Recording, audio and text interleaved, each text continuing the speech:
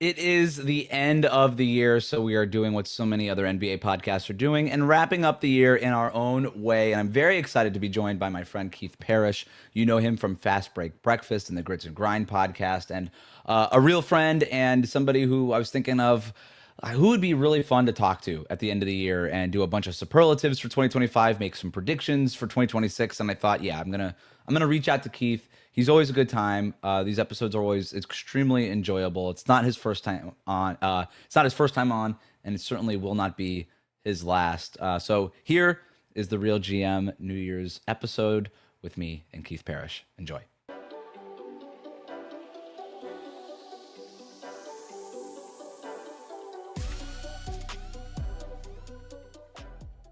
All right, Keith Parish is here. 2025 is almost over. Thanks so much for jumping on. Would you say it was a good year? In what sense? That's a loaded question, Wes. Right off the bat. In an NBA sense, sure. Why not? I mean, I guess it could also be considered, or maybe be considered, the year of the Achilles and calf injuries, because there were a lot of those. But I'd say overall, as we watch sports, a basically meaningless endeavor, a form of entertainment in our world, it was a good basketball year. A lot of great storylines, a lot of great moments. So sure, I'll say good year. What do you say, Wes? Good year. I mean, to your point, big year for the calf strain. In a negative sense, but other than that, look, other than the injuries, I thought last basketball season was really compelling, and I think this season of NBA is even better so far. I've been really enjoying it. But do you have a favorite NBA moment of 2025? I think my favorite moment was not a playoff moment. I mean, perhaps there's like a Halliburton play maybe you're going to take. Maybe some clutch Halliburton moments might have been the moments of the year. My favorite moment was the Josh Giddey half-court game winner against the Lakers at the end of last season. It was such a preposterous, ridiculous ending to a game. And I don't even remember all the details totally, but they were down by like 8 or something. I want to say they were down 6 in the final 10 seconds or something. But they hit a couple threes. They take the lead. It looks like an unbelievable collapse by the Lakers, a huge comeback win by the Bulls. But then Austin Reeves spoils it by driving and scoring, and the Bulls with no timeouts then make the Josh Giddey half-court shot to win it. It was one of the more spectacular endings to an NBA game. I showed it to my kids, and maybe this is why it made such a big impression on me. On its own, it's great. It was one of the only highlights I've shown to my kids where they just said, "What? What?" They can't believe it. Like, they still talk about it. So for me, that was maybe the most special NBA moment of 2025. I love that because it's obviously this crazy ending to a really fun game, but also the fact that you're able to share it with your kids and it kind of stands out. It's funny how some of these endings and some of these games just stand out almost as these outsized moments in your head and in your life. But you called it for me. It had to be Halliburton. To me, it's not a moment, right? It's that whole run to the finals for the Indiana Pacers. But if I had to pick one moment, it had to be the choke sign at Madison Square Garden in front of Reggie Miller. Yeah. It just, like, sometimes sports is just written like a book, and that was one of those moments where it felt like, yeah, like, is this a script out of Hollywood? Everything just coming full circle, at the same place in front of the guy who's broadcasting the game, who played in that same jersey. Just crazy. Game 1, Eastern Conference Finals. Knicks up 9 with a minute to go. I rewatched the whole thing this morning. In Madison Square Garden, they're like panning to the crowd. They're celebrating like they're going to the finals. It's game 1. They're up 9. There's still a little bit of time left. Then Aaron Nesmith hits 3 straight three-pointers to make it a 2-point game with 22 seconds to go. Then Cat splits a pair of free throws. 3-point game with 14 seconds to go. Nesmith makes both of his free throws. 1-point game with 12.4 seconds to go. OG Anunoby gets fouled. He splits his free throws. So the Knicks missed 2 key free throws in the last 14 seconds. Still just a 2-point game. And then Halliburton gets the inbound, dribbles the length of the court, drives right by Mikal Bridges and into the paint, where Mitchell Robinson makes this great defensive play, walling him off. Halliburton does that U-turn, finds the 3-point line, like an old school, like make it, take it, finds the 3-point line, turns and just shoots. The ball hits the back iron, bounces 10 feet up in the air, drops to the net, and then he immediately points at Reggie Miller and does the choke sign, and you could just hear all of Madison Square Garden just deflate and just be like, what just happened? It was one of those moments over the course of that run for the finals for the Pacers where they were just making these late game plays over and over and over again. It just felt like at the time, like even if the Pacers were down 18 points with a minute to go, they would somehow find a way to win it. It was just it was a crazy run, and that was like the moment that kind of crested that whole run. So that was my favorite moment. I think it's probably the correct choice. The 2025 NBA moment of the year, I think, was the ball bouncing off the back rim. Just right. The ball being that high off the rim. And then him prematurely doing the choke. As if the script was to do the choke, but then it turns out, oh, it's a 2. Like all of that, absolutely right. Spectacular. And then the Indiana, I hesitate. I always want to call it a Cinderella run, but that seems somewhat maybe disparaging to how good of a team they became by the end of the season and then throughout the playoffs. But also, it did feel like a Cinderella run with the number of double-digit fourth quarter comebacks they had. That's just preposterous. So that was absolutely a very special moment. And then, of course, I guess we should give the credit to the Thunder for their fruition of this build right. of the Sam Presti vision, it all working. Everything he tried to do worked, and he did get the win, even if it was maybe a more colorful storybook team in the Pacers. Yeah, I mean, the Thunder are the winners of 2025. We're not going to just do straight winners and losers superlatives on this show. We're going to try to make it a little bit more interesting today, but they are the winners of 2025 because they won the championship of 2025. My last thing on that Halliburton thing, in that run, that whole thing, you're right. It is almost belittling them to call them a Cinderella team because they were really good. They were the best jump shooting team in the league last year. They did a lot of really interesting things in terms of their tempo and their speed and all the things that they were doing. And they kept teams on their heels all season long from not really, and they started the year off poorly, right? Halliburton didn't even make the All-Star game, and he didn't deserve it. Like, he wasn't a snub. He just straight did not deserve to be an All-Star last year. And then they make that run. But, you know, there's a lot of people that say, well, if Halliburton doesn't tear the Achilles in the first few minutes of Game 7 of the NBA Finals, maybe the Pacers are winners of the championship. My hot take is that might be the best thing ever to happen to Halliburton and the Pacers. Because if Halliburton's healthy and they lose that game to a superior Thunder team, then we're not talking, we don't remember them in that same way with like the what if. It kind of reminds me of, this might be a dark place to go here, but I do think Nirvana was better off because we didn't get 50-year-old Kurt Cobain. No, this is the common thing. This is what if this band quit at this moment, we would remember them totally differently. Right. And then you have the tragic ends to some bands where they become mythic and you say, oh, wow, this is an unbelievable situation. Yeah, so no, that's John Lennon thing with the Beatles, right? That's a common thing in art. Yes, absolutely. Yeah. I hear you. Okay. Yeah, so that it is a little bit like Halliburton's Achilles is his Courtney Love. It's still too spicy for me, Wes. It's still too. I'm not going to touch it. But if that's your brand of spicy, you can have it. Sure. Okay, let's move on. So we're going to get to a bunch of superlatives. The first one is new year, new narrative. Teams or players whose story could completely flip in the next few months. I came up with a bunch. And to me, where do I go here? We just talked about the Thunder. Over the next few months, we could be talking about Shai Gilgeous-Alexander being 2-0 in the NBA Finals. I know the Thunder are in a little bit of a rut right now. They have won 2 games in a row after losing 3 games to the Spurs in the month of December, but they are still, to me, the best team in the league.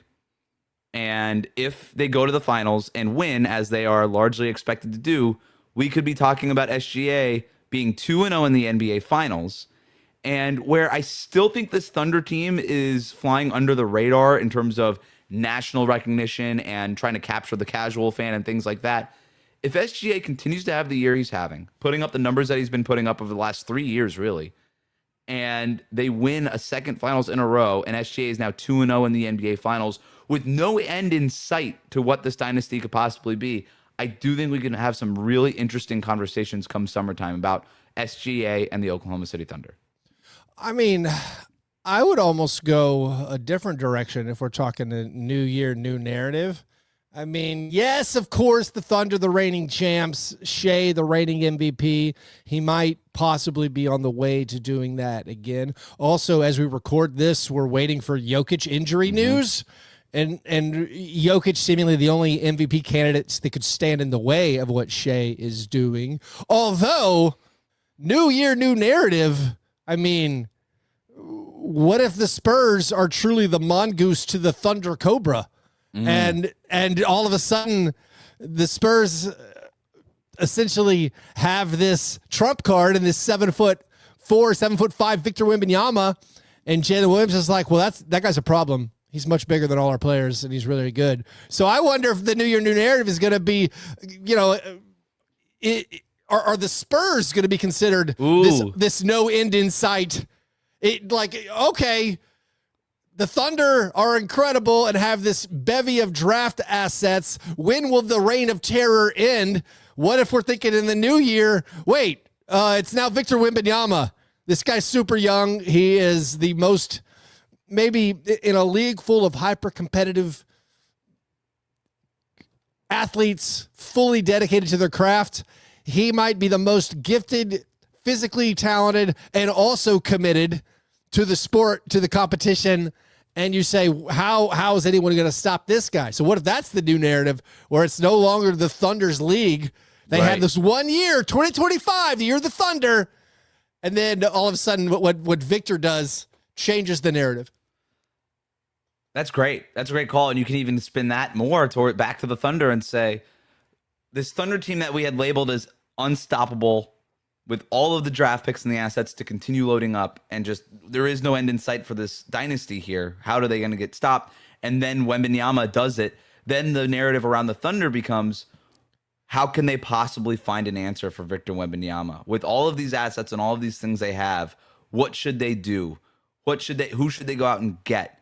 Well, who should they draft? What should they do? How should they reformat their team to combat the whole thing about Victor Wembanyama? I do have a Wemby take that I want to hit later when we get into a different category, but he does have the potential to sort of create upheaval across, like just shift all the tectonic plates across the NBA, right? Yeah. So speaking of young teams, this is a young team that I still think is flying under the radar, despite the fact that they're number one in the Eastern Conference standings right now. I think we're going to start talking about the Pistons as being the hot young team in the East. Like Thunder, Spurs, East. Because we talk about the Thunder as the young team. We talk about the Spurs as a young team. We talk about the Rockets as this young team, even with Kevin Durant on the roster. We don't really talk about the Pistons. I don't know how many rosters, how many situations you would rather have than the Pistons over the next 5 years. They've got a young, budding top 10 player in Cade Cunningham. Jalen Duren seems like a co-star. Asar Thompson, I think could be one of the best wing defenders in the NBA if he's not already.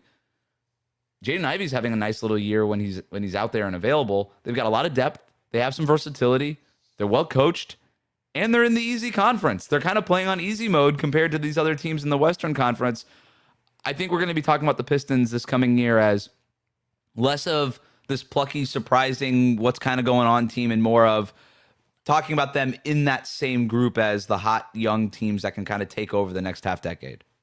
Yeah, it's possible. I mean, you think of NBA rosters having, if you have an elite point guard creator in Cade, like you said, top 10 player, maybe pushing top 5 player, having an unbelievable season. But with how young he is and how young Jalen Duren is, and then also they have optionality with a lot of the contracts and players they have to maybe do some other stuff. So like, yeah, this team is really good. They might fight their way to 60 wins already.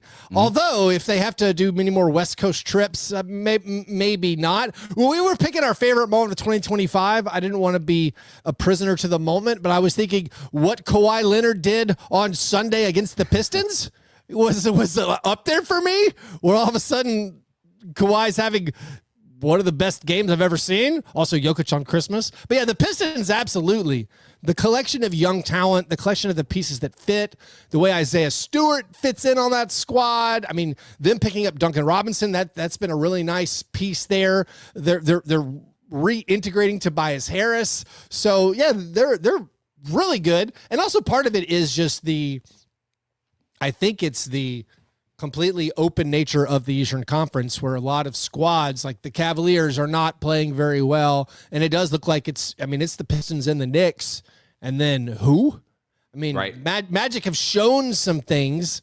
The Celtics are playing well, but still right now the Pistons and Knicks seem to be the ones benefiting from an Eastern Conference that's really in flux. So the Pistons have all of their future first-round picks. They have a ton of second-round picks coming in. So they're a team that can make a minor move. We've seen teams like take 4 and 5 second-round picks and just bunch them up and just trade them for like a seventh or eighth kind of guy.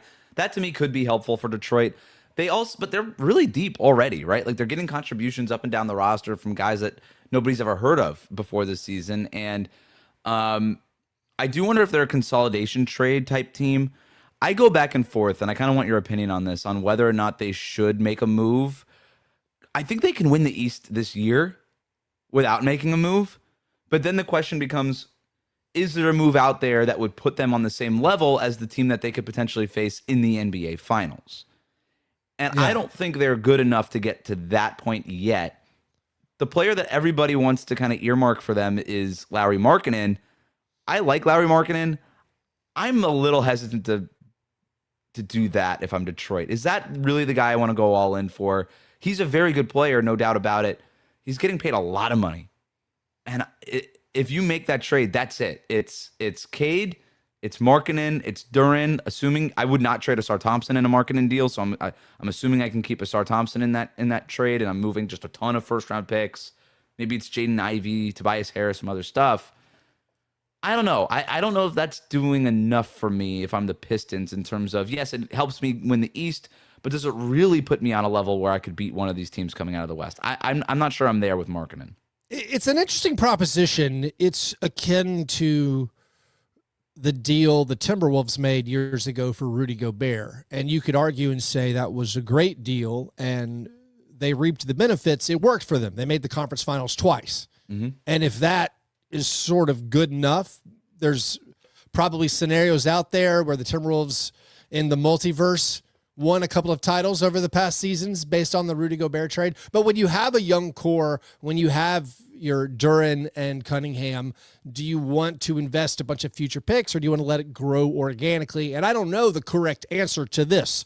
In a universe where Shea Gilgeous-Alexander and the Thunder exist, and one where Victor Wembanyama is leading this upstart Spurs team, should you make that kind of deal if it is 4 firsts and swaps for a Lauri Markkanen? And I'm with you where if it's specifically Lauri, I don't know. Finding maybe the perfect distressed asset or the team that's ready to deal. For me, a perfect player, this would be if this team pivots unexpectedly and decides to blow things up. If you offered the same offer that you might do for a Lauri Markkanen trade for a Jaren Jackson Jr., someone who I think can play alongside Jalen Duren, and Duren maybe covers up some of the deficiencies of Jaren, but Jaren is as a third guy, a second guy on that team, I think fits very, very nicely. But I would go actually with this is my new year, new narrative guy. What if the Pelicans in their situation?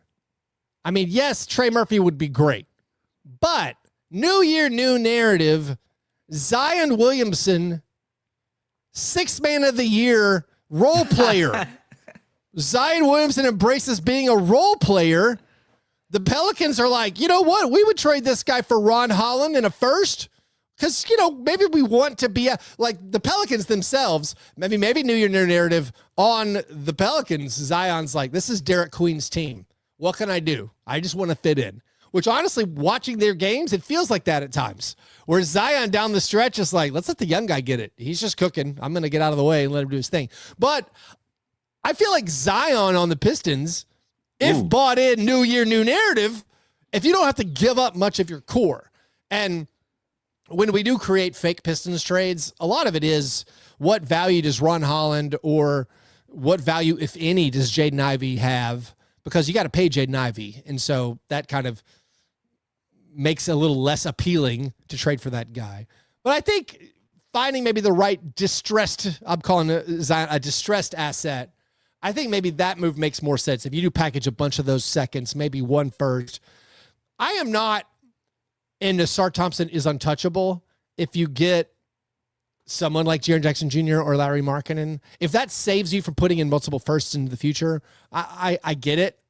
But I think if I'm the Pistons, I would just try to find more of like a B-level star or another player akin to this guy can help. He's not as good as Cade and maybe not even as good as Jalen Duren, but he can help us get over the hump. What if Zion buying into that role? What if the Pelicans are ready to just pivot into something else?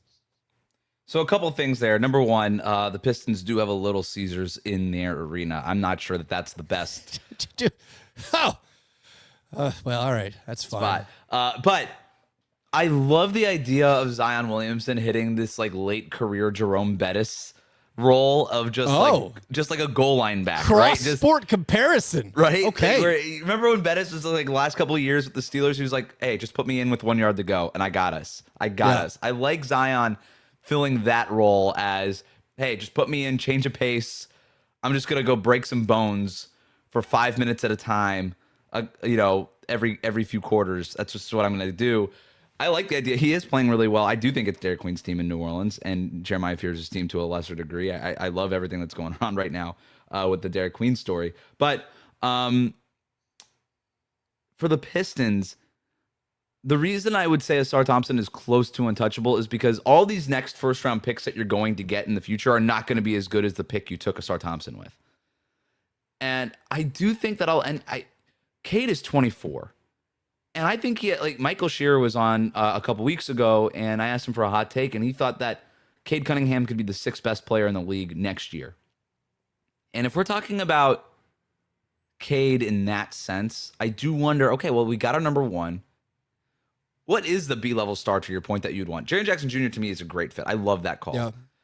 A guy like that. Or it is also a wing who could defend multiple positions, defend the guy that Cade needs to defend on certain nights, right? If they really need to lean into Cade's offense more than usual, and all these things. To me, Asar Thompson is kind of the ideal B-level star if he kind of hits his ceiling, and that's why I think I said I go back and forth. I think I would go with the patient approach if I were the Pistons and just sort of see how this plays out. Again, Cade's only 24.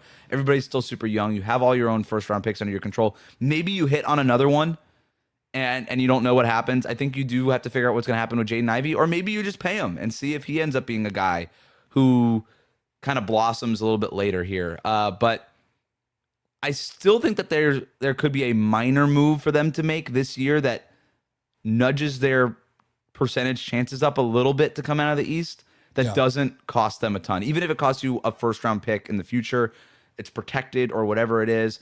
Maybe it's another young player or a role player or something, maybe a consolidation trade that just moves your chances up in a better direction a little bit without costing you a ton here. I do think that there might be kind of that middle ground that they can hit in the short term. Well, the true answer, honestly, for what the Pistons are going to do if they do anything, and it's find that good player who can contribute, who is on a cheap contract. Mm-hmm. So let's be frank, that's the NBA. These are the restrictions we basically now have in roster building. Once you pay Jalen Duren, then you need to, if it is keep Asar Thompson, but then you got to pay him eventually. You have to find, I think the ideal fit is finding one of those home run contracts, a guy who has 2 years left on his deal for a bargain. You honestly wonder I don't think the Trailblazers would consider this, but if the Trailblazers were frank with themselves and said, we are benefiting right now from Deni Avdija being really, really good on a cheap contract, but eventually that's going to end. What if we cashed him in at the peak of his value? I'm going to argue Deni Avdija is at the peak of his value right now, just career-wise. That's a bet I might make.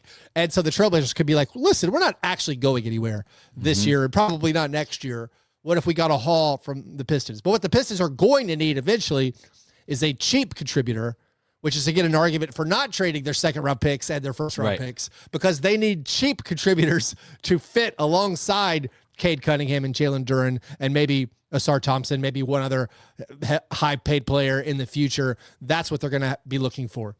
I love the idea of Denny's career storyline just being too good for this young team again. Like, he was too good for the Wizards, who were rebuilding, and they traded him at what they thought was the peak of his value. And if Portland does it again, that would be really funny. This episode of Real Jam Radio is brought to you by Prize Picks. It's the holiday season, the best time of year for sports. Bowl games, basketball matchups, playoff pushes, it's all happening at once. And while you and I are out here making decisions every day, what gifts to buy, what to eat, which games to watch, there's one place where it feels good to be right. Prize Picks is simple to play. Just pick more or less on at least two players' stats. If you get your picks right, you could cash in. Get in on the action. Prize Picks is now available in 45 states, including California, Texas, Florida, and Georgia. And on Prize Picks, how you play is up to you. If you want flexibility, choose Flex Play, where you can get paid even if one of your picks misses. And if you want the biggest payouts, go for the Power Play. No matter your play, Prize Picks is a great way to put your takes to the test. Prize Picks now offers stacks, meaning you can pick the same player up to 3 times in the same lineup. Want to pick more on Nikola Jokic's points, rebounds, and assists? Now you can pick all of them in the same lineup, only on Prize Picks. Prize Picks puts their users first, so all withdrawals are fast and secure. Prize Picks accepts most major payment methods, making deposits into your account quick and easy this sports season. So join millions of users and sign up for America's #1 fantasy sports app. Download the Prize Picks app today. Use the code CLNS to get $50 in lineups after you play your first $5 lineup. That's code CLNS to get $50 in lineups after you play your first $5 lineup. Prize Picks, it's good to be right. Trae Young, Anthony Davis, both due for extensions this summer. I don't want to do a bunch of salary cap stuff because I don't think it's all that interesting. The real GM listeners hate that stuff. I know. I feel like I'm almost obligated to do it because of the platform here. I do think there'll be a new year, new narrative for these not quite so all-star, superstar players who used to just get these max contracts. I think these are really interesting test cases for players who used to get these max contracts, no questions really asked, to the point of, okay, now we're going to negotiate. And I like where it's going. I think free agency is actually, there's been a lot of complaints about NBA free agency. It doesn't matter anymore and all these things. Stars never hit free agency. My take is good. I don't want stars hitting free agency all the time. It should be a rare thing. It should be special and interesting when it happens. I don't want these stars moving all the time. I think that in free agency, I think that's good. If they want to get traded, that's a different thing. And I think that's a lot more interesting than them being free agents. But I like the idea. I don't think free agency is dead. I just think that stars don't move in free agency, which means to me, free agency becomes more like it is, again, sport comparison, more like it is in the NFL, right? You don't get your franchise quarterback in free agency in the NFL, but you find role players. You find that left guard that you've needed. You find the slot wide receiver that you need. Duncan Robinson to Detroit, great example. Hey, we just needed a movement three-point shooter. We needed a guy with this specific skill set. Let's go out and pay him, add him. He makes a tangible difference to what we're doing this year. We didn't go out and add a superstar, but he made a difference for us. I kind of like free agency being the land of the role players to move teams. And I think that's a whole lot more interesting to me because now we're starting to talk about scheme and fit and not just star player names all the time. I think that's a really good spot for the NBA to be in. It gives role players a meaningful platform where we get to talk about them as analysts for a couple of months a year. Yeah, I don't know if I agree. I do think free agency is dead. I wish teams had an easier time keeping their players. And this might, right now, it's so focused on not letting your main guys hit free agency, like you said. And that's why free agency is dead. I wish the NBA was not as restrictive with this, their aprons and things where you could keep like your players. Like you look at like the Celtics, who essentially felt like, all right, it's now preposterous how much we're paying our roster. And the Jason Tatum injury gave them the freedom where, okay, listen, we're not bringing back Luke Cornett. We like Luke Cornett, but we're not, like there's just guys like that. But I wish it was easier that like the Thunder wouldn't be staring down the barrel of, we actually have to get rid of players. Like they could actually pay all the guys they wanted. Cause I do think is NBA fans, it's better for the fans if there is a little bit less of player movement like every single season. I think I don't know. Maybe that's just, I don't know if that's true or not, but I think that's maybe more fun as a fan. Also, if there were good players available, this is switching it. But then if there were actually good players available in free agency, maybe the tanking situation wouldn't be so dire because teams could actually say, okay, we're not very good, but in the offseason, there's going to be 8 players available who are franchise changers or franchise lifters. As it is now, when you go into an offseason and you're like, there's one guy who's kind of good. And it's like, so what's the point of having cap space? And so thus we should lose because that is what the league has incentivized us to do. So that's our best chance of getting a good player. So I don't know the right answer, but also like, I think I was going to say, I maybe was going to use this in a future segment, but like, I think there are numerous GMs right now who are just not going to ever use free agency because it's more important, I think, right now for teams to find their own like AJ Mitchells or Ryan Rollins or Colin Gillespie or Cam Spencer.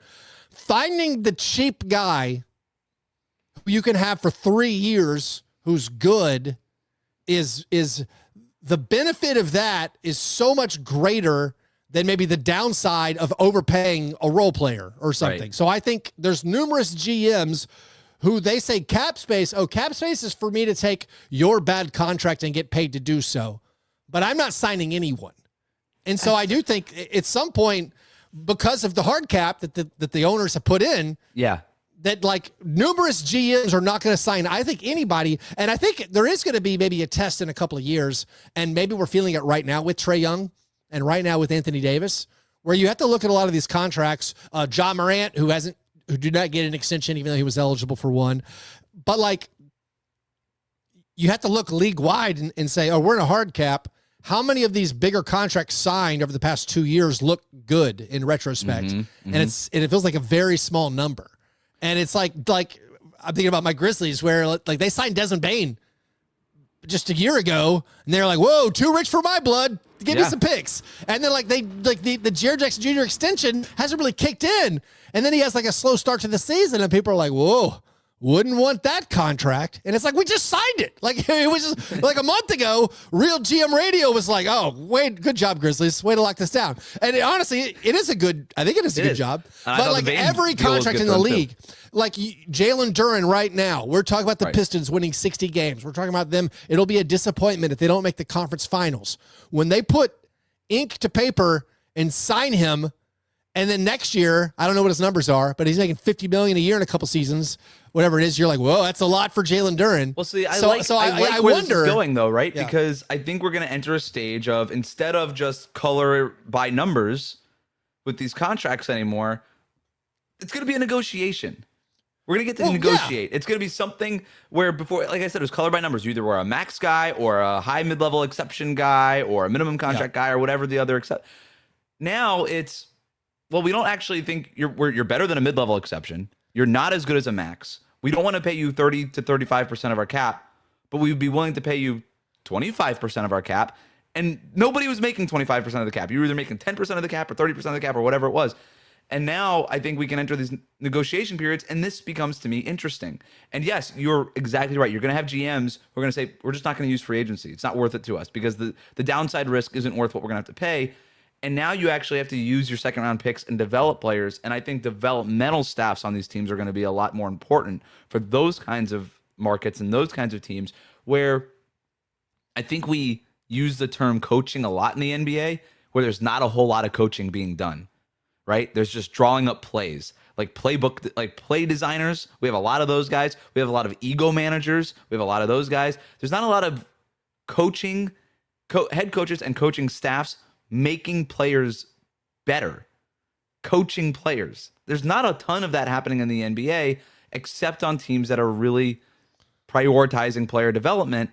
And you see it on teams like, I think Miami does a really good job of this. I think Toronto has historically done a very good job of this. I think Memphis has done a very good job of this in the past. I can list more teams, but there are teams in the league that do a very nice job of actually coaching their players and developing their players over time. And I think that's good. It might be good, but I think there's also really obvious downsides to the players where, we talk about maybe entering into negotiations with these players where it's not just a max contract and a mid-level. I think what's going to happen is it's going to be max contract and minimums.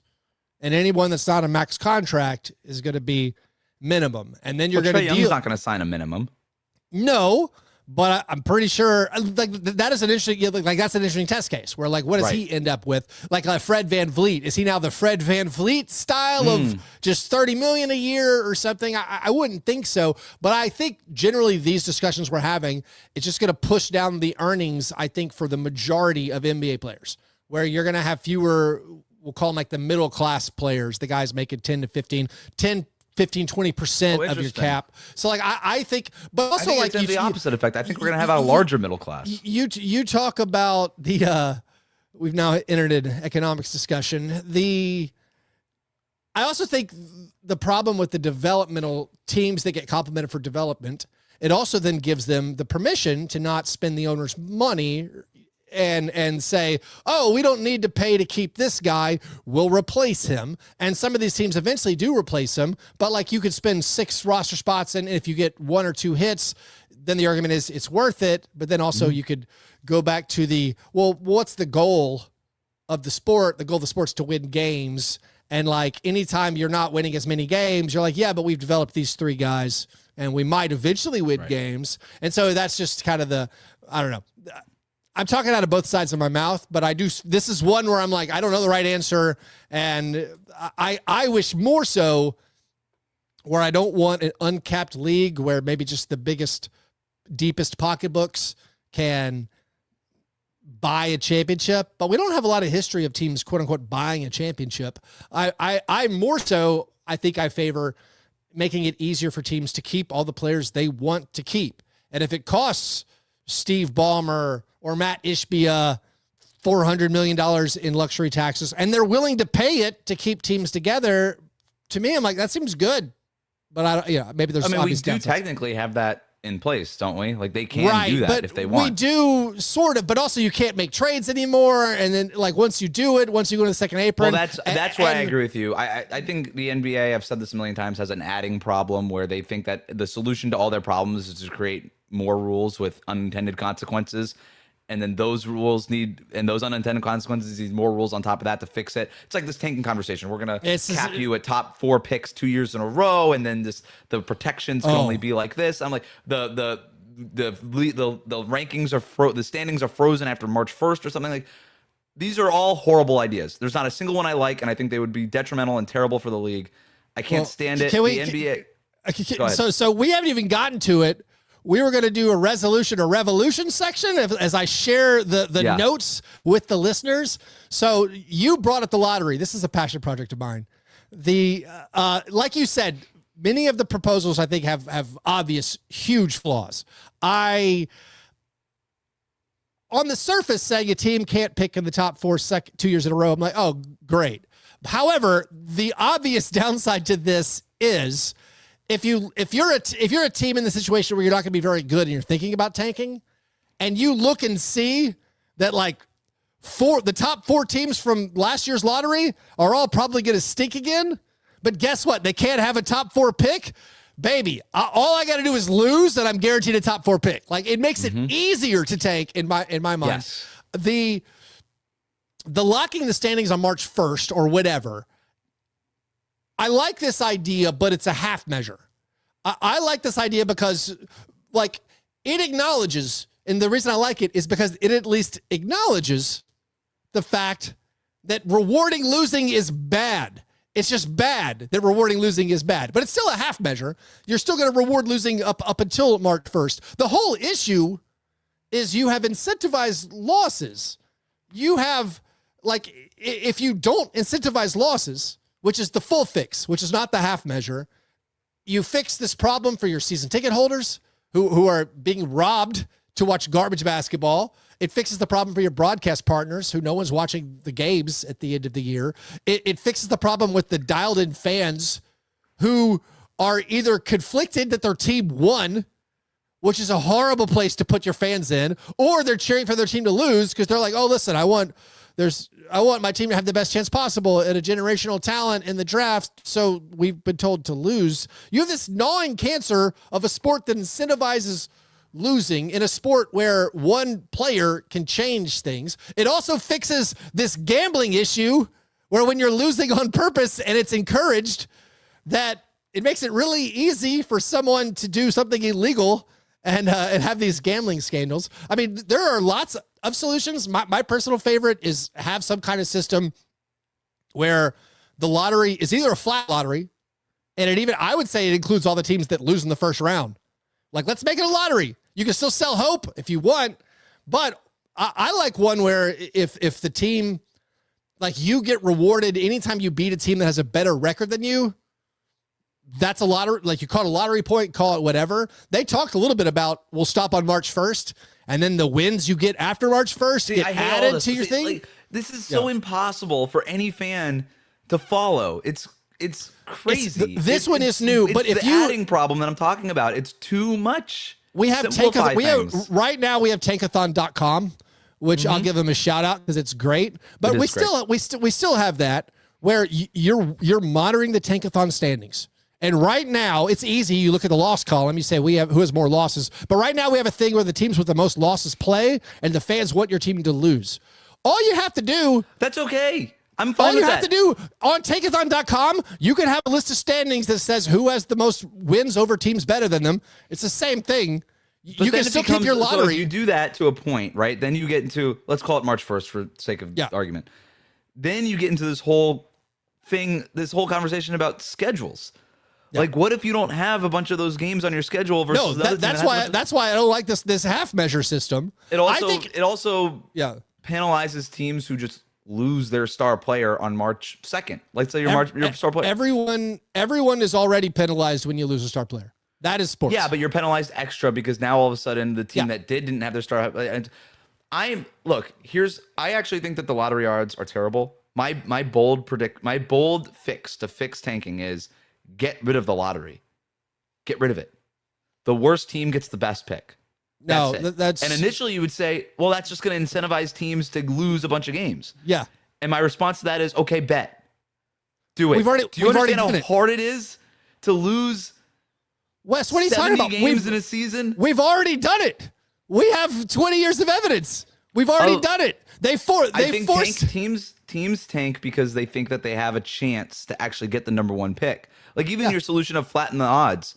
Yeah. Teams would, at the end of the year, would have to decide, would we rather have the same odds as the team with the worst record in the league or make the playoffs? Which is why I think you should keep all the play-in teams in the lottery. I don't think you should have a Mavericks team thinking, listen, we have a top whatever. I can't remember what it is. Top 12 protected pick. We'd rather have that than make the play-in. Then you have this situation where people then complain about the Mavericks getting Cooper Flag. I can deal with people complaining. That's the other thing. I know you have Wizards and Jazz fans who are like, it is not just to fix the lottery. We deserve the pick because we stink.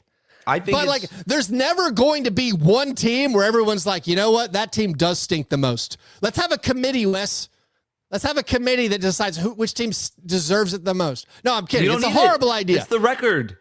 Just the record. But the record is so hard to lose losing. that many games. It's really hard to lose that many games. It's been done over and over and over. By who? Are you kidding? The Sixers? Yeah. But they did it in part because they knew that there'd be a lottery. They did it because it was in their opinion, it was the best chance of competing and trying to win a title.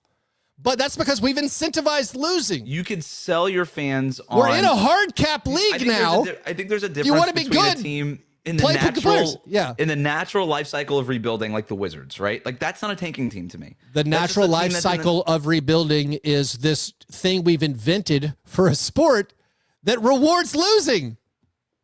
Doesn't every sport reward losing with a top pick? No, the whole idea that, like, oh, we're not good enough, let's start losing games so maybe we get a better pick is diseased.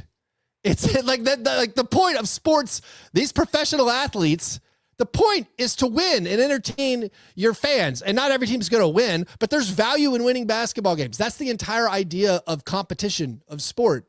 So, like, I have very little sympathy to we're stuck in a cycle of being stinky. We're the Utah Jazz. No one wants to come play here or something. Well, the Jazz are the exception, right? The Jazz are the team that had a competitive team with Rudy Gobert and Donovan Mitchell and just said, not good enough, let's blow it up. And they have traded away good players after good. I said this time after time. If the Utah Jazz were the Philadelphia Jazz, that front office would have been pushed out. It would have been the same thing that happened to the Sixers and that whole thing a few years, 10 years ago, whatever that was. So I'm nobody cares about Utah, so they're just able to do it, and Yeah. that is a problem. That is a problem. But they're the only blatant tanking team out there. And if you ask a Jazz fan what they think about it, they're like, "Well, this is what we have to do." And it's like, okay, Nets. I mean, Nets are obviously the fun storyline of playing good defense over the last month or whatever. Like, you have teams coming into the year getting rid of all their players, which I still think is a very strange position for. And I think that's because of the lot. My argument is it's because of the lottery, because you could sell your fan base on, hey, we're going to win 30 games and have a X percent, 20% chance of ending up with the number one pick. I think that's a different, and your fans are willing to live with it. Yeah, because that's a different pitch than. Fans are willing to live with it, as opposed to your options are don't be a fan of your basketball team. Your fans are willing to live with it because you're Stockholm syndromed. You're watching the NBA because you like the NBA. You're a Nets fan, and you're like, oh, well, at least we get picks. They're selling hope. All I'm saying, if they switched it and they just did at the start of the season or after the NBA Cup, you pick any date. At the start of the season, anytime you win, it's good. If you don't win, if you legitimately go out and try to win every basketball game and you still end up with 9 victories, in my system, where that's still 9, whatever, lottery points, call them whatever you want, and you can still flatten the odds so that you can't necessarily game it, but there's no confusion over, I'm a fan for the Wizards. Do I want my team to win tonight? I'm still in the position where I can't get over that. That's a thing that the league has done. I know, like NFL, all the other sports have it. There's like a professional women's hockey league that actually fixed this, and they actually did my lottery point standing. I got so excited, where it's like, man, if you win games, that helps you. I mean, Adam Silver loves tournaments. I mean, you can just set it up that these games going on the stretch, if we're in March and you're like, hey, the winner of, I don't know who it's going to be, the winner of Charlotte, Orlando tonight. Why don't you have them just play an extra amount of games at the end of the year while the play-in tournament is happening? Have the number one pick tournament. I'm never going to turn down an extra tournament. There you go. I like Maybe that's it. Yeah. Let's just move right into resolution or revolution then. So like you said, this is this is a team or something that's one small fix away, or are we talking about a total reset that is needed? I did want to bring up Memphis here, because it's been a very strange 2025 for them. I'm going to defer to you, obviously. Do you think this is a team that needs a resolution, one small fix, or a revolution, a total reset? So I like to repeat the premise for the listener. You gave resolution or revolution. Is the team one small fix away, or do they need to blow something up? I got to say, I went to every team. The one small fix away, if you see one, let me know. So many of these teams, it's so complex. Or I don't know what, it's just so complex. I don't know what there's no one small fix for the Grizzlies, I don't think. But they're in the same boat as a lot of teams, where it's like, all right, you got some promising young players. I mean, we talk about how young the Pistons are. The Grizzlies are still young. Of course, Ja Morant doesn't seem like he's going to ever regain the promise he showed. So no, I don't know if they're either. I don't think I'd do anything. I don't think I would accept a Pistons package for Jaren Jackson Jr. if I'm running the Grizzlies. I think he's paid a fair rate and he's really good. So yeah, I don't know. As an outsider to the Grizzlies situation, what do you think? I mean, I don't see anything obvious as far as here's the one small thing you could do to transform this roster. If you could just make Ja Morant less injury prone. Is that one small fix, right? No, I didn't know we had that kind of power. I thought we had normal GM power. we have no power. We just have analysts on Real GM Radio power. We have zero power. Right. So I literally wrote in my notes, defer to you, because I couldn't figure it out with this team. I could not figure it out. There's parts of this team that I like. There's evidence to say that when Ja Morant and Jaren Jackson Jr. and some of these role players are healthy, when Zach Edey is healthy and playing well, that this team is really good, that this team can win a bunch of basketball games. And so that would lend you to be like, well, it's one small fix. But it also, you get into the whole definition of insanity thing here, where it's like, well, when Ja Morant is healthy, and it's like, well, he's never been. Right. And so we're always sort of playing this game of and then I think you end up in this other kind of conversation of, would trading Ja Morant would that be a small fix, or would that be an overhaul? Right? What is trading Ja Morant at this stage even? What is that for the Grizzlies? It's hard to ever speak for the fan base, because all you ever get are the reactions, the posts on your podcasts, or the replies and whatever, your personal friends. Yeah. And I do think, though, just skating social media that it's hit a point with Ja Morant. You still have the large majority of the fan base. The kids going to the games. They love Ja Morant. They're obsessed with Ja Morant. But I think the dialed in fans, the fans cheering for tanking and such, they have accepted, hey, if we can get something for Ja Morant, having Jared Jackson Jr. along with Cedric Coward and Zach Edey, it's pretty good. That's a pretty solid, it's not a full foundation, but it's almost a foundation of where you could envision what a really good Grizzlies team could be. I mean, Jalen Wells has been promising in year 2. Cam Spencer, I've already shouted him out. Cam Spencer's been awesome. So, like, yeah, if you could get something for Ja Morant that is multiple firsts, but it's like, who? Right. No one wants Nobody's Ja giving you Morant. that. Yeah. Nobody's giving you So that. like, who's going to give you anything of value, or at least that's better than the dream of Ja Morant? And so, yeah, that's where the Grizzlies end up being stuck a little bit. It's also maybe the Charlotte Hornets thing. I mean, I would say one of my resolution or revolution, let's call it a revolution. If I'm the Hornets, I'd say do the same thing. Try to move LaMelo Ball. This is Con Knippel's team. Yep. This is just Con Knippel's team. Every decision you make is, how do we build a team around Con Knippel? I would say wash yourself of the stain of Miles Bridges. And like, it's Con Knippel's team. You've gone nowhere. You're doing nothing. What's the point? It's Con Knippel's team. Build around Con Knippel. Call it a revolution or a resolution. Yeah, that's what I think the Hornets should do. The Knippelution. Yeah. The Knippelution in Charlotte. That's what they need. I agree with you on that. I had Cleveland written down here because it's been a weird year for them. Yeah. I think this is a small fix team. Okay. And I do think you got to trade Darius Garland. That's small. But I think that's it. I don't think you have to do the whole That feels Garland big. and Allen and all these guys got to go. I think you trade Garland and just do it around Davion Mitchell, guy who covers the Heat, Donovan Mitchell, Evan Mobley, and Jared Allen. I think you keep all of them. I think there's room for Mobley and Allen. I don't think you have to choose. I think in today's NBA, you can have the two bigs. I think, for instance, once you trade Jared Allen, then Cavaliers fans will be like, well, we need more size next to Evan Mobley. It's like, well, you had it, and then you just traded him. So just don't recruit your own problems. Keep those three, trade Garland, and just surround them with size and shooting, and that's it. I think that's a small fix. Get guys healthy. Max Strus hasn't played for them, right? Like they need to get guys healthy, but if you can move Garland and create a little bit, kind of what the Celtics did over the summer, where you make some trades that create some cap flexibility for yourself, get under the second apron. I think that's it. I think that's a small fix for Cleveland. You know what they should do? They should trade a first round pick for Ty Jerome. He's getting healthy soon. Give the Grizzlies the first round. We have Cam Spencer now. We're good. You can have Ty Jerome back. No, here's my resolution. This doesn't fit under the category. This is just a straight up New Year's resolution. My New Year's resolution for the Cavaliers is stay the course. Keep Garland. Keep everybody. Keep everybody. Your team is pretty good. You're gonna get healthy. The East, like we said, wide open.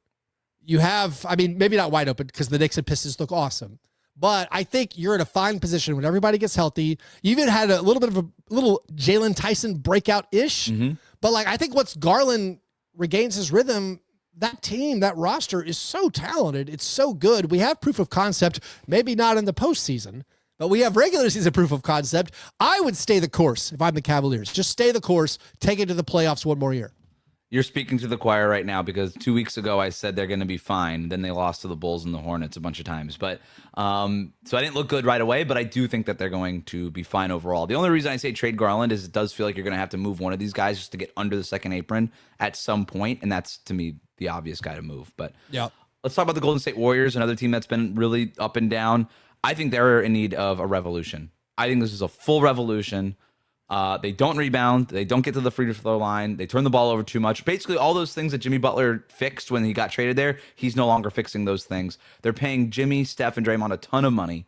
They have 7 players aged 33 or older, and they're about to trade one of their more promising young players in Jonathan Kuminga, and I don't think they're going to get the stuff that they want to get for him back. So but I think it's one small fix. I have, so by the rules of our game, I'm calling it a resolution. One small fix. Get rid of Draymond Green. That's something else with the end of Steph Curry's career. I know Draymond deserves a lot of credit for their dynasty, for all the titles, for how good Steph Curry's career has been, I think Draymond deserves a piece of that credit. Also, it's done, man. Get rid of Draymond Green. I think maybe Matt Ishbia will give you something for him. You got that Michigan State connection. Although I don't want to really mess up with the Suns juggernaut. I would rather have Dylan Brooks at this point. Well, Dylan Brooks is a champion. Yeah. I mean, Dylan Brooks the Suns have played a hard schedule. The Suns might end up with home court advantage in the West. Like the Suns are legit, I think. I wouldn't mix it up too much. But if I'm the Warriors, if I'm the Warriors, market? just get rid of Draymond. Just get rid of it. Like you're basically 500. What's the worst that's going to happen? Give us a reset, a refresh for the final bit of Steph Curry's career. He's still incredible. Man, do something else. Who has more value in a trade on the open market? Draymond Green or Jimmy Butler right now? That's a fun one. Jimmy. Even with the contract being what it is. Yeah, because I don't think Draymond adds a ton to a lot of rosters. I think he has a specific role on the right team. I'm trying to think of what that team is right now on the spot. I'm not sure Draymond, what it is. The Lakers is the Lakers one, on right? Draymond. Yeah, that's a good one. Yeah. If you can move Rui Hachimura, who again, I don't even know if that's I don't know if that makes the Lakers better. I do think it makes them slightly better to have a captain of that defense who's not Marcus Smart. And Draymond is still a very good defender when he's locked in. Yeah.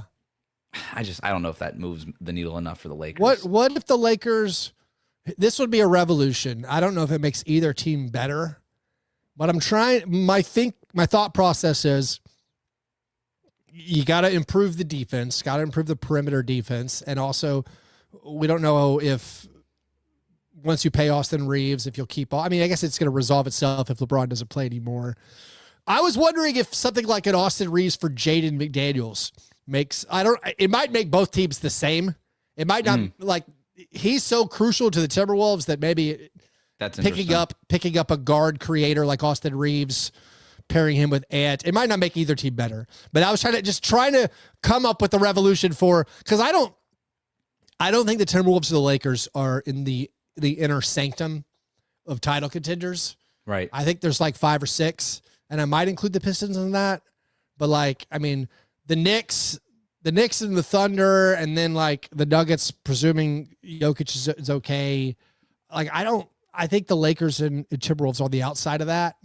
And so I'm trying to think, well, what's the push? How do we get the Timberwolves a playmaker? The Timberwolves feel like guard. a one small fix, right? Like just get that point guard, get the new Mike Conley. That's what they need. And yet you look around their league and you're like, I don't know who that is. Man, if they could just keep Gilgeous-Alexander Walker, if there wasn't this restrictive cap situation where they could have just kept their guy. I can't get over how good Gilgeous-Alexander Walker has been as a lead guard in Atlanta, and how he's literally exactly what the Timberwolves need. Yep. I didn't know he had it in him. I mean, I wonder if the Timberwolves knew he had it in him. Probably, if they did, they probably wouldn't have done this, right? I mean, he wasn't doing it last year. Have him playing like when this they needed him to do this in the playoffs, he wasn't doing it then. But yeah, he's been incredible in Atlanta. The Timberwolves feel like a team that, again, on its face looks like a resolution, but they might be closer to revolution than we want to admit, right? Because if you think about their core players, it's Ant, it's McDaniels, maybe Naz Reid. I think we underrate Julius Randle a lot. I think Julius Randle is very good, and he does a lot of good stuff. I agree, but I'm thinking long term. Oh, long term, it doesn't feel like Randle, Gobert, like they're either gonna their contracts going up or they're gonna age out of it or whatever. Gobert has been awesome this year, and his on court impact is huge. Yeah, it's basically as good as anybody in the league, and they're a bit of a tire fire when Gobert is not out there. So those 4 pieces, I think, Ant and McDaniels and Gobert and Randle, if you take one away, you got some big issues, and it is a shallow team right now, not getting enough from Mike Conley, and DiVincenzo's all right, but they need more. So yeah, I don't know if there is a quick fix. Right. I mean, they have Ant, who's going to be the best player in almost any series. So maybe they get back. They could easily get back to the conference finals. I think again, but like I still don't think they're not in that title circle. But I don't know exactly what the fix is there. I don't think it's a 2026 question for them, but I do think it's a question over the next 3 years where they're going to have to ask themselves, what's the next version of the Anthony Edwards-led Minnesota Timberwolves look like? Yeah. Post Gobert, all this kind of stuff, and they're going to have to figure that out. And I think you would assume play in space and get Ant in space and do all those things. But then again, like size really matters, and if this is going to be Victor Wembanyama's league, then you're going to have to figure out a way to combat that. Obviously, right now the answer is Gobert, but just assuming that age eventually, all these things. But all right, that brings us to our lightning round, and I got a couple of questions for you. Our next prompt: by this time next year, blank. So the idea is to finish this sentence with a hot take about anything across the NBA. So by this time next year, blank, and I'll kick us off because we just mentioned his name. By this time next year, we'll be asking if Victor Wembanyama is the best player in the NBA. Yeah, I did it. Seems fair. This is a big step for me because I love Victor Wembanyama. Obviously, everybody does. But I was like, the hype train is moving too fast out of the station right now for me. And the natural contrarian in me was like, there's still some times where he messes up on the court. I still don't love his shot selection, all these things. And there's still moments of that. It doesn't matter. He's so freaking impactful, even when he's not doing the right thing sometimes. Yeah. This guy makes such a big difference. Obviously, the unanswerable question that he presents for the Oklahoma City Thunder is maybe the biggest story happening right now in the NBA. In terms of right now and long term, but I'm using this as more of a jumping off point for my current take. And my current take is I think he's already the fourth best player in the league. I think we had like this four, and then this is the top four, right? Jokic, SGA, Giannis, Luka. We had them as their top four, and then it was, Wemby's kind of now in the top five, but everybody just kind of puts him in Sharpie as the fifth guy. So we've got this four, and then we've got this five, and then we kind of got the rest of this group. I think Wemby is in that five, and now I kind of think he's moved up to four. I think Jokic is still the best. I think Shai Gilgeous-Alexander and Giannis. I think I would rather have Victor Wembanyama than Luka Doncic at this point. And that sounds crazy to me to even say it out loud. But if you asked me right now, not even building a team around, whatever, no. Right now, who helps you win basketball games more? I think I might take Victor Wembanyama over Luka. Well, I mean, Luka got traded for Anthony Davis in one first rounder. So and Max Christie. It's not that shocking. Max Christie having a nice run as a starter for the Mavericks. Yep. I don't think that seems reasonable. A year from now, he could be the best player. I don't do a lot of player ranking. So like even when you said the fifth best player, I was like, wait, all right, who? Yeah, but that seemed right. I don't think it's shocking. I mean, clearly when you say who would you rather have, that takes into account age, and I think anybody would take Wemby over Luka. Who's the best player to win a playoff series this instant? I think it might be Wemby. It might be Wemby. Yeah, that's a fair debate. Would you take? You would not take Wemby, just to be clear, like to kind of tie the bow on this. I still wouldn't take him over Jokic, SGA, or Giannis. I still wouldn't go that far. If I'm trying to win a playoff series today, no, I don't think I would.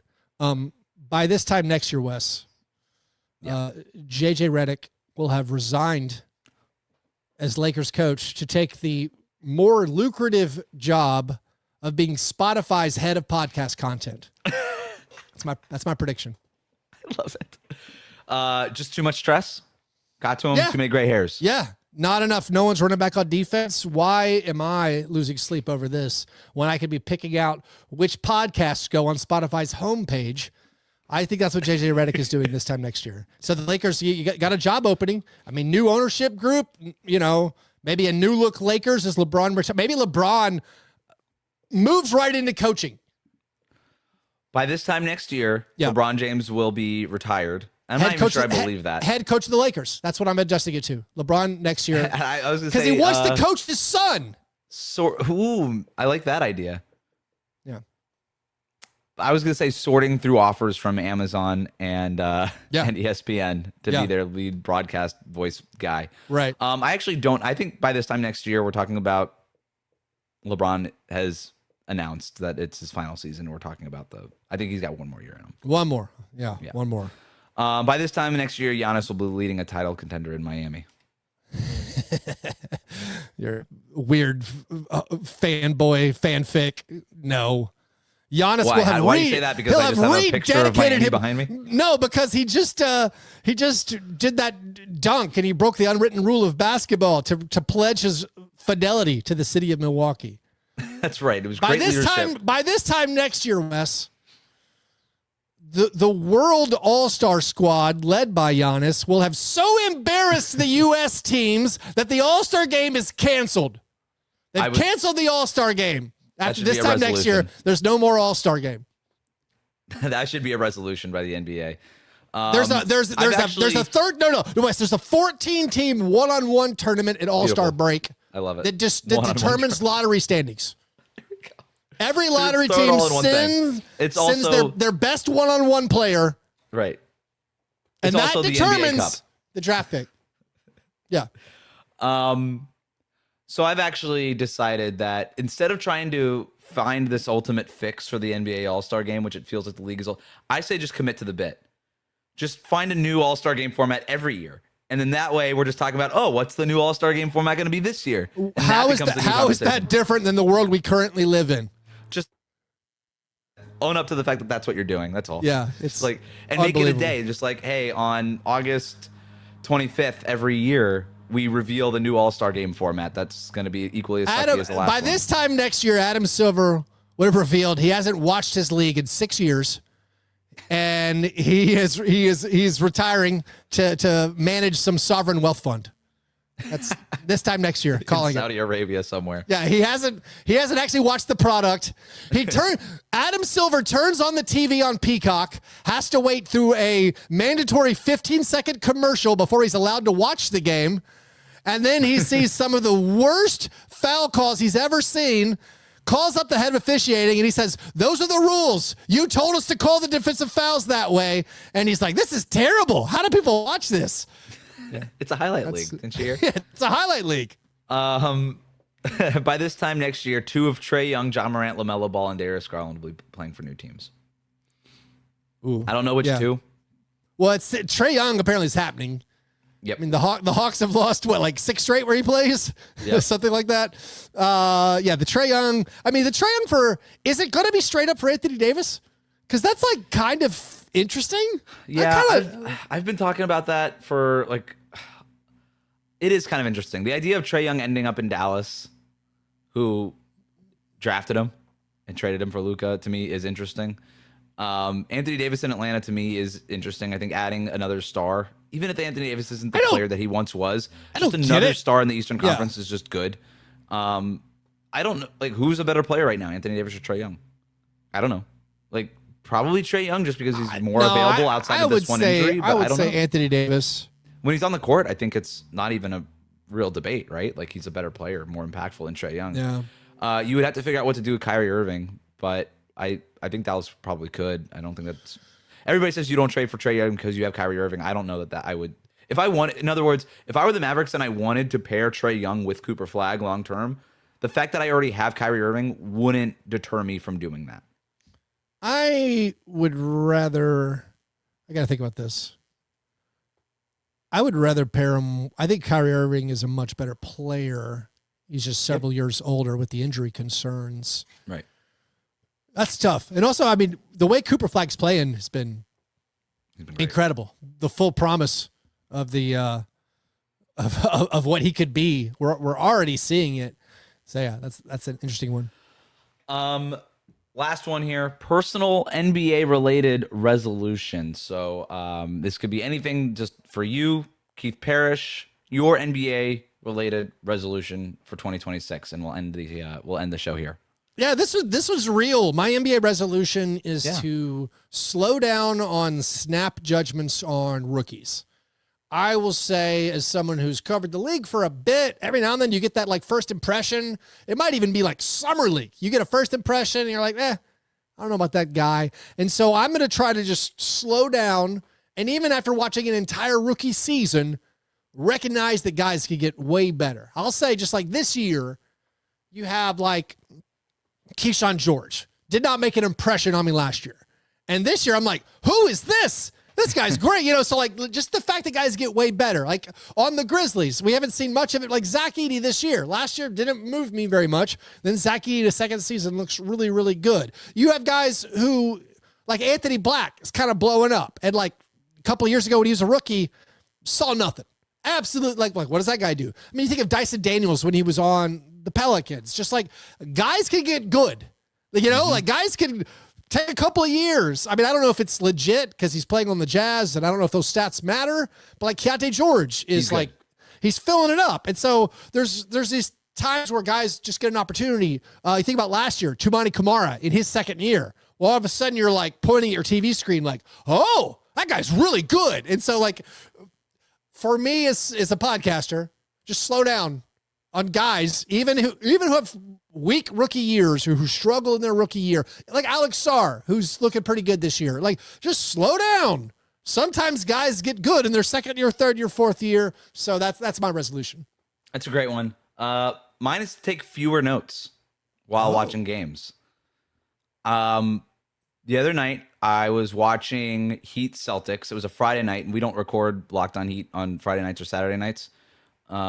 And so I was like, okay, cool. I'm just not going to take notes. I'm going to sit on my couch and I'm just going to watch this with no plan to record after. Poured myself a glass of red wine, and I just sat there on the couch, no laptop in front of me, put my phone to the side, and just watched the game. And you know what I found? I found that I saw way more of what was happening when I'm not also glancing at the computer screen to type in something that just happened on notes that I will refer to, right? Like there is value to having the notes. I refer to them on the podcast. But that's about it. I don't go back and look at them at the end of the year. Like who cares? I just throw away the file when I'm done. But for the podcast itself, and just for my profession in doing this, I want to try just not taking any notes and just going off the dome of what I remembered. And if I remembered it, it must be important. And I want to, but the note taker and the guy, for somebody who's had a process of doing this for a very long time, actually just saying, don't take notes. Like there's a lot of paranoia in my head. Like I'm going to forget something or something like that. Like it's really hard to break out of that habit, but I would rather replace the notepad, so to speak, which is actually just a Word document. I'd rather replace the Word document with a glass of wine. What if I did that? I think I would be interested to see what the final product would be. This is the very common New Year's resolution to drink more. You've taken a little twist that was there. Very common. I Trojan horsed the drinking more into taking less notes. What you have said, you said a lot of things that speak to me specifically, but I got to say it's a slippery slope. Because here's what you said, and I relate to it as much as someone can relate to anything. My favorite Grizzlies games are the Friday night games because I'm not going to record a podcast on Saturday. And the slippery slope is, as freelance professional podcasters, you're a freelance professional podcaster. When you find out you get more joy for the non-podcast games, it's a scary situation. My public resolution that I made on Fast Break Breakfast, I think the last 2 years, was this year I'm going to podcast less. And that has been, I mean, I'm old, I'm a little bit older than you, and I don't know, like you just enjoyed your first holidays with an offspring. Yep. And those things are special. And I hit a point where I'm like, I'm not podcasting when my kids are home. And so I will say my favorite Grizzlies games are the Friday, Saturday nights where I'm like, I'm not recording about this game. I'm just watching the game. Yep. And then it gets back into the fact that, oh yeah, I guess I ended up podcasting about the NBA because I love the NBA. Right. Maybe I don't love having to come up with a revolution resolution for like 6 teams. It's like, that's fun. But it's also, it's like, yeah, I like watching just the games. So no, I would say slippery slope. When you know, but it's again, important. I do think it is important. And this is one of the reasons why I got out of newspapers and doing it that way. I felt my fandom leaving me. And you talk to a lot of reporters, and that's the whole thing. You can't be a fan, and I kind of hated that. I thought, like, I think there's a way to do this and also care about what's happening on the court, and I do think that creates not necessarily a better or worse product, but a specific the kind of product that I want to make. Yeah. And even in podcasting about the Heat on weekdays, you do kind of forget that I grew up a Heat fan, and you just sort of get into the journalism part of that.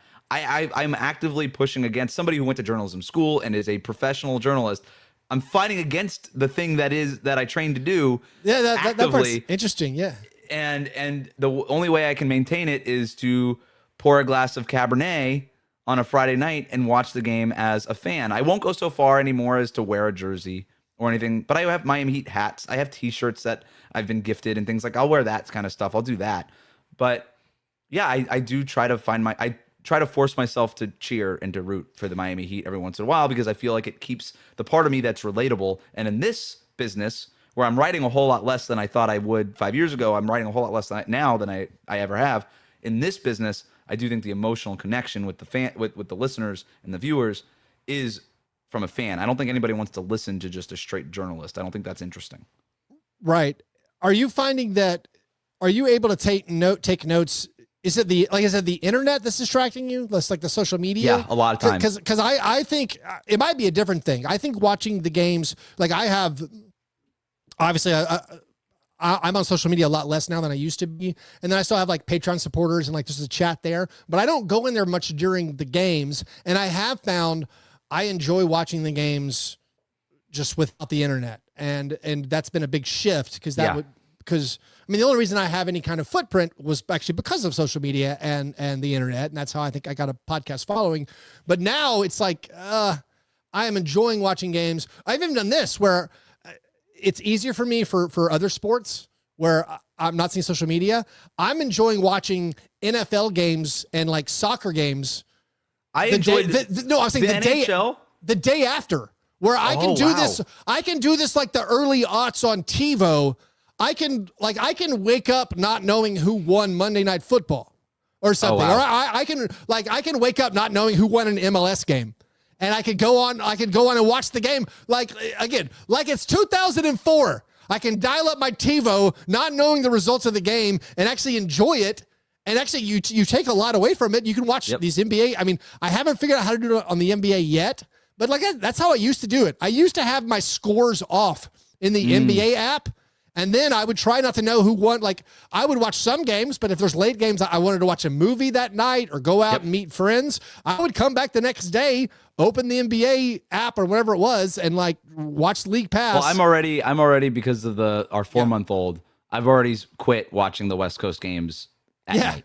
Yeah. I don't watch them. I don't stay up for them. But I wake up early. I'm up at 5 a.m. anyway. So now, I wake up at 5 a.m. and after she goes back down, I'm speed running through a couple of West Coast games in the mornings, and I love it. Right. I was like, oh my God, why haven't I not been doing this the entire time? I don't have to go to bed at 1 a.m.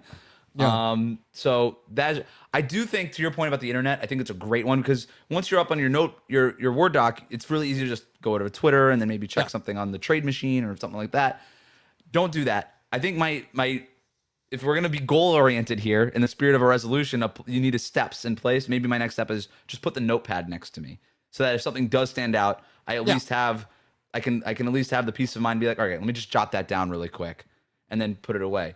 I'm not even talking about my Friday night and Saturday night. I already do that. I'm talking about the Tuesday night Miami Heat game where I'm recording right after, and I'm wondering what that would do. Yourself a word processor that has no Wi-Fi. That's what you need. Oh, they should invent that, right? I should sit in front of the TV with a typewriter. You should be the media guy who lugs a physical typewriter. Yeah. That'd be good. That would be good. Keith Parish, always great having you on Real Jam Radio. Appreciate the time. Happy New Year, man. Hey, Happy New Year, Wes.